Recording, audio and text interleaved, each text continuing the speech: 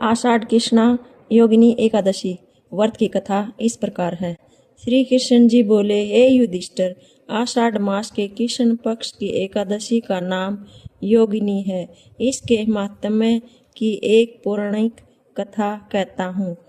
अलकापुरी में शंकर जी के भगत कुबेर जी रहते थे। पूजा के लिए हिमालय पुष्प लाया करता था। उसकी स्त्री अति सुंदर थी, नाम उसका विलाक्षी था। हेममाली एक दिन मानेश्वर के से पुष्प तोड़कर घर आया। पत्नी की छवि देखकर कामातुर हो गया। पूजा के फूल भूल गए।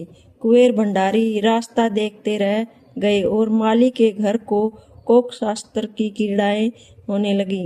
यक्षपति कुबेर ने गुप्त यक्षों को भेजा। वह उसके कुकर्मों को देख गई और उसे महा अंधे ने उनको न देखा। कुबेर ने माली को बुलाकर कहा, अरे माँ पापी नीच, तूने मेरे पूज्यवर जी का तिरस्कार किया है। इस कारण श्राप देता हूँ, तू स्त्री के वियोग से दुख भोगेगा, मृत्युलोक में जाकर कोढ़ी होगा। कुबेर के श्राप से वह माली पृथ्वी पर गिराया गया। स्त्री का वियोग हो गया, कोढ़ी बनकर कष्ट पाने लगा।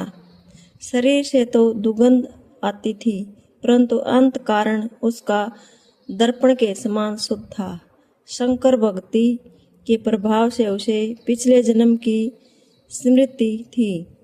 प्रायश्चित करने के लिए वह हरिद्वार में आया, गंगा जी का स्नान किया, परंतु मधुमक्खियों ने पीछा न छोड़ा, भिन भिन करती ही रही। अनंत में पतित पावनी देवभूमि उत्तराखंड को चला।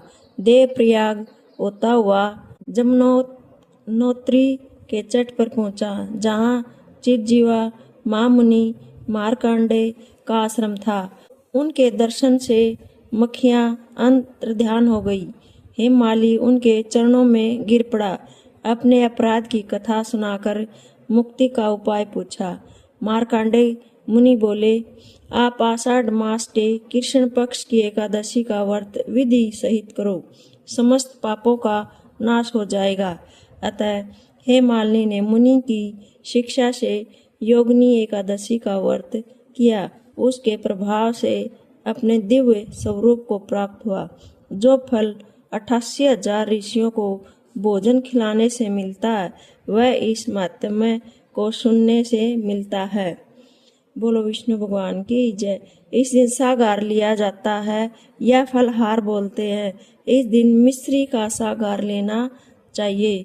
बोलो एकादशी की जय। बोलो विष्णु भगवान की जय।